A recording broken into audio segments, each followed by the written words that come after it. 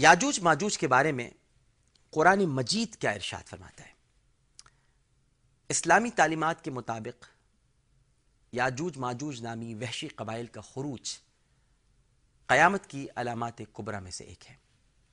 قرآن کریم میں یاجوج ماجوج کا ذکر دو مقامات پر آیا ہے۔ سورہ انبیاء میں ارشاد ہوتا ہے، آیت 95 تا 97،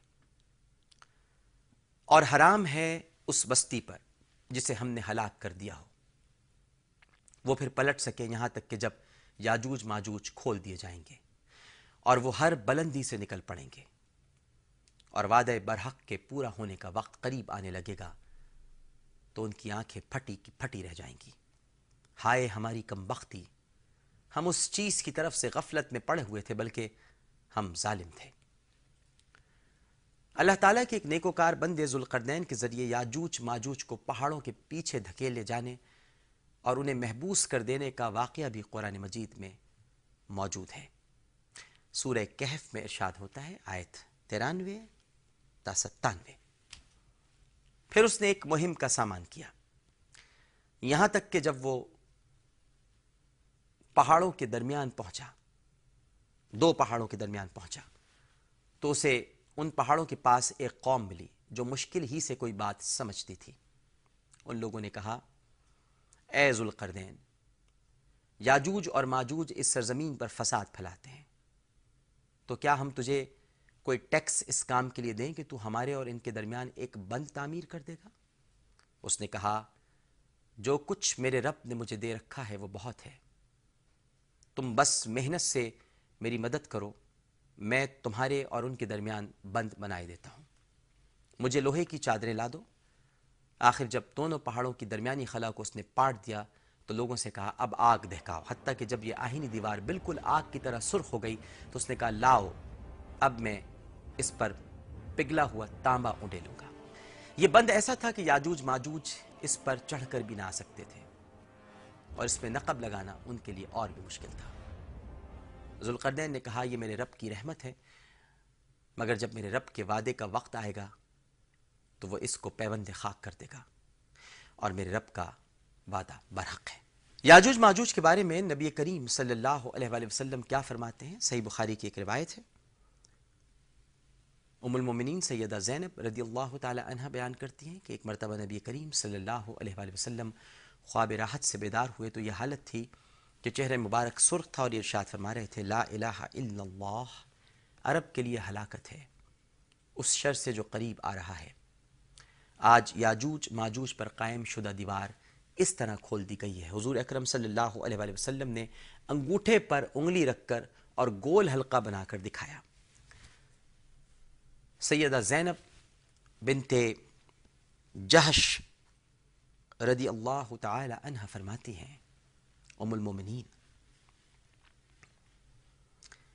میں نے عرض کی، یا رسول اللہ صلی اللہ علیہ وآلہ وسلم، کیا ہم ایسی حالت میں ہلاک ہو جائیں گے جبکہ ہم میں صالحین امت بھی موجود ہوں؟ ارشاد فرمایا، بے شک ایسا ہوگا اگر امت میں خبائث کی کثرت ہو جائے گی۔ ناظرین کرام، اب یہ جاننے کی کوشش کرتے ہیں کہ یاجوج ماجوج کی دیوار توڑنے کی جو کوششیں ہیں وہ کہاں تک پہنچی ہیں اور ان کا کیا ذکر ہے۔ سورہ انبیاء میں ارشاد ہوتا ہے، آیت 96، یہاں تک کہ جب یاجوج ماجوج کھول دیے جائیں گے اور وہ ہر بلندی سے نکل پڑیں گے۔ یاجوج ماجوج کب کھولے جائیں گے؟ اس بارے میں علماء کرام کی متفقہ رائے یہ ہے کہ وہ قرب قیامت کا وقت ہوگا جب یاجوج ماجوج دیوار کو ریزہ ریزہ کر کے زمین کے برابر کر دیں گے۔ مسند احمد اور ترمذی میں ہے کہ وہ ہر روز اس دیوار کو کھودتے ہیں اور پھر کل کے لیے چھوڑ دیتے ہیں، لیکن جب اللہ انہیں ظاہر کرنا چاہے گا تو وہ کہیں گے، کل انشاءاللہ اسے کھود دیں گے، اور پھر دوسرے دن وہ اس سے نکلنے میں کامیاب ہو جائیں گے۔ پھر وہ آسمانوں کی جانب تیر پھینکیں گے جو خون آلود پلٹیں گے۔ آخر اللہ سبحانہ و تعالیٰ ان کی گدیوں پر ایسا کیڑا پیدا فرما دے گا جس سے ان کی ہلاکت واقع ہو جائے گی۔